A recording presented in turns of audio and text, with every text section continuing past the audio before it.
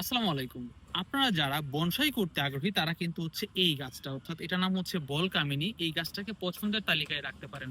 তো আজকে হচ্ছে একটা বাগানে আসছি অর্থাৎ নার্সারিতে।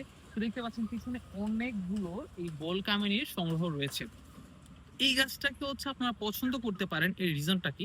দেখেন আমি যদি একটু ক্লোজলি দেখাই, তো এই গাছটাতে কিন্তু অনেকগুলো ডাল আছে। যেমন হচ্ছে এটাতে মোটামুটি ৫-৬ টা ডাল আছে।